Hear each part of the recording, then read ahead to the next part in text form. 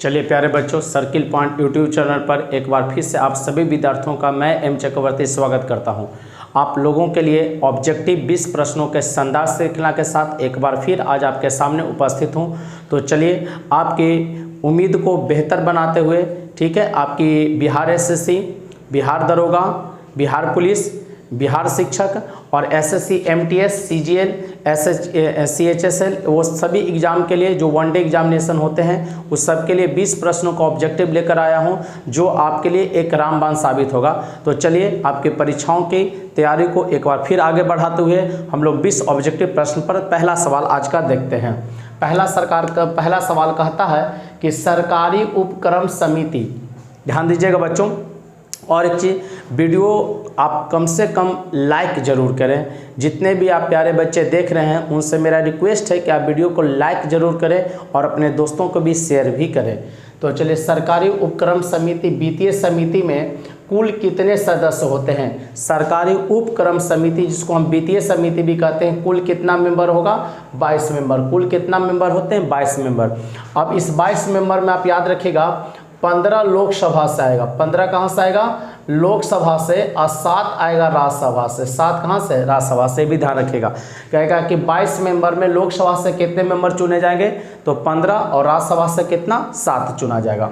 अगले प्रश्न देखा जाए बच्चों, गोदावरी और कृष्णा नदियों के डेल्टाओं के बीच में कौन सा झील है? गोदावरी और कृष्णा नदियों के डेल्टाओं के बीच में कोलेरू झील है। कौन सा झील है? कोलेरू झील। कृष्णा और गोदावरी जो नदी है उसके बीच में पूछेगा कौन सा झील है? कोलेरू झील। आंध्र प्रदेश के कृष्णा जिला में है। आंध्र प्रदेश के कृष्णा जिला में। और मीठा पानी का झील है, ये भी आप याद रखेंगे। कोलेरू जो झील होगा वो मीठे पानी का झील है या ताजे पानी का झील है? आंध्र प्रदेश के कृष्णा जिला में। कृष्णा जिला में, ये भी ध्यान रखेगा। गोदावरी नदी से 2 चीज़ आप याद रखेंगे। गोदावरी नदी को दक्षिणी गंगा कहेंगे और बूढ़ी गंगा के नाम से जानते हैं। दक्षिणी गंगा या बूढ़ी गंगा। गोदावरी निकलेगा कहाँ से? तो नासिक के त्र्यंबकेश्वर से। गोदावरी कहाँ से निकलती है? तो नासिक के त्र्यंबकेश्वर से। और यह कहाँ गिरेगी? तो बंगाल की खाड़ी में गिरेगी बच्चों। कहाँ गिरती है? बंगाल की खाड़ी में अपना मुहाना बनाती, ये भी आपको याद रखना होगा। अगला सवाल, कोंकण तट का विस्तार कहाँ से कहाँ तक है? कोंकण तट, तो दमन से गोवा तक के क्षेत्र को आप कोंकण तट कहते हैं। दमन से लेकर गोवा तक का जो विस्तार क्षेत्र है उसको क्या नाम दिया गया है? कोंकण तट। भारत का कौन सा द्वीप समूह प्रवाल जीवों द्वारा बना हुआ है? तो लक्षद्वीप। भारत का कौन सा द्वीप समूह प्रवाल जीवों द्वारा बना हुआ है? लक्षद्वीप बना हुआ है। पौधों में नाइट्रोजन का मुख्य स्रोत क्या होगा? पौधों में नाइट्रोजन का जो मुख्य स्रोत पूछ रहा है, तो मृदा में उपस्थित नाइट्रेट, मृदा या मिट्टी में उपस्थित नाइट्रेट जो होते हैं पौधों में नाइट्रोजन के मुख्य स्रोत हैं। पृथ्वी की ओर आने वाले सौर विकिरण को क्या कहते हैं? सूर्य ताप कहते हैं। और 57% इसका वैल्यू होता है। कहेगा सूर्य ताप का परसेंट कितना? 57% होगा। तो पृथ्वी की ओर आने वाले सौर विकिरण को क्या कहेंगे? सूर्य ताप कहेंगे। कौन सी योजना उदारीकृत अर्थव्यवस्था के रूप में वर्णित जॉन मॉडल पर आधारित थी? कौन सी योजना उदारीकृत अर्थव्यवस्था के रूप में वर्णित जॉन डब्ल्यू मूलर मॉडल पर आधारित थी? तो 8वीं पंचवर्षीय योजना। कितनी पंचवर्षीय योजना? 8वीं पंचवर्षीय योजना। अभी याद रखिएगा कि पंचवर्षीय योजना के स्थान पर नीति आयोग आया है, जिसका गठन 1 जनवरी 2015। नीति आयोग का गठन 1 जनवरी 2015 को। किस सिद्धांत के अनुसार एक विलगित निकाय की सिद्धांत के अनुसार एक विलगित निकाय की कुल ऊर्जा सदैव स्थिर रहती है? तो कुल ऊर्जा सदैव स्थिर रहेगा, उसका क्या होगा? ऊर्जा संरक्षण का सिद्धांत। ऊर्जा संरक्षण का सिद्धांत क्वेश्चन कर देगा। ऊर्जा संरक्षण का सिद्धांत कौन दिया? तो जूलियस रॉबर्ट मेयर ने। ऊर्जा संरक्षण का सिद्धांत कौन दिया? जूलियस रॉबर्ट मेयर ने।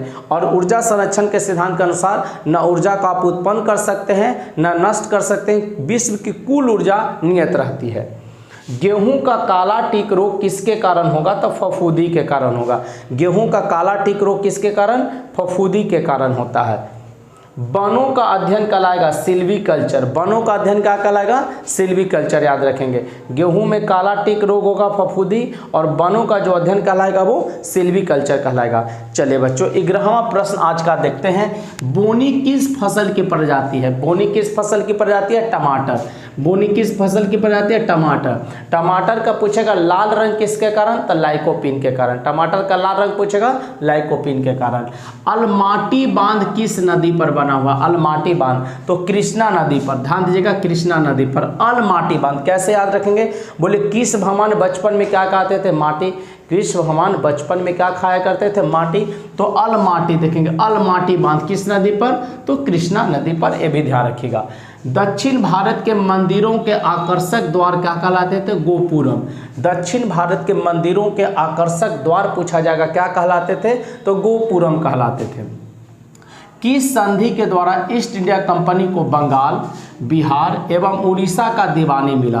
किस संधि के द्वारा ईस्ट इंडिया कंपनी को बंगाल, बिहार एवं उड़ीसा का दीवानी मिला? तो इलाहाबाद का प्रथम संधि। इलाहाबाद का प्रथम संधि 1765 में हुआ। इलाहाबाद का प्रथम संधि कब हुआ? 1765 में, याद रखिएगा। और दूसरा संधि भी 1765 में होता है। 12 अगस्त को पहला संधि और दूसरा 16 अगस्त को है। अब देखेंगे इलाहाबाद की संधि, ये बक्सर के युद्ध 1764 में जो बक्सर का युद्ध होता है उसी का नतीजा होता है, इलाहाबाद का संधि होता है। शाह आलम द्वितीय और रॉबर्ट क्लाइव के बीच, शाह आलम द्वितीय और रॉबर्ट क्लाइव के बीच ये संधि होता है, ये भी आपको ध्यान में रखना है। बक्सर का युद्ध पूछेगा 1764 और आपसे पूछ देगा प्लासी का युद्ध 1757, प्लासी का युद्ध 1757 में, याद रखिएगा। अखिल भारतीय किसान सभा का स्थापना कब किया गया? 1936 में। अखिल भारतीय किसान सभा का जो स्थापना हुआ 1936 में लखनऊ में हुआ था और स्वामी सहजानंद सरस्वती के द्वारा किया गया था। किस अनुच्छेद के द्वारा हिंदी को राजभाषा घोषित किया गया है? तो अनुच्छेद 343 है। हिंदी को राजभाषा घोषित किया गया कौन अनुच्छेद के द्वारा? 343 के द्वारा। अल्पसंख्यकों को अपनी शिक्षण संस्थाएं खोलने का अधिकार है किस अनुच्छेद में? कह रहा अल्पसंख्यक को अपनी शिक्षण संस्थाएं खोलने का जो अधिकार दिया गया है वो कौन अनुच्छेद में है?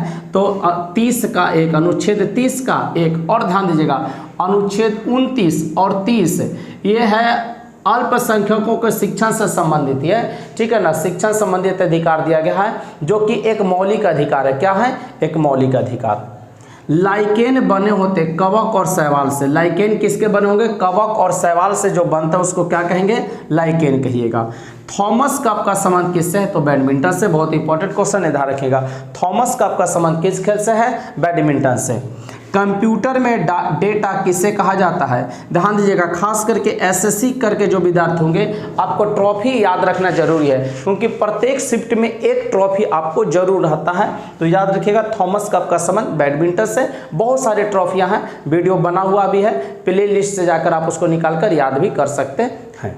चलिए, कंप्यूटर में डेटा किसे कहा जाता है? चिन्ह एवं संख्यात्मक सूचना को ही कंप्यूटर में डेटा कहते हैं। कंप्यूटर में डेटा कैसे कहेगा? चिन्ह एवं संख्यात्मक सूचना को।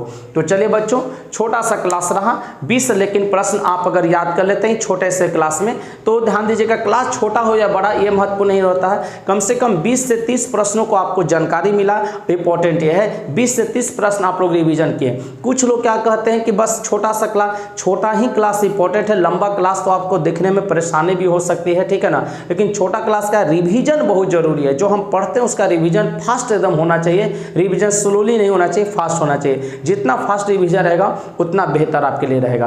तो चलिए बच्चों, आज का क्लास मैं उम्मीद करता हूं आप सबों को बेहतर लगा होगा। लाइक बटन जरूर दबाइएगा और मिलते हैं कल के क्लास में। तब तक के लिए जय हिंद, जय भारत, बेस्ट ऑफ लक।